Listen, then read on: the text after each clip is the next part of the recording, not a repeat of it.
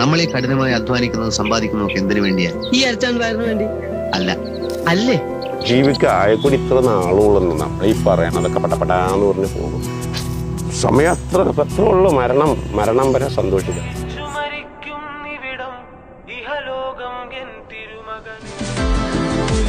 ഭക്തി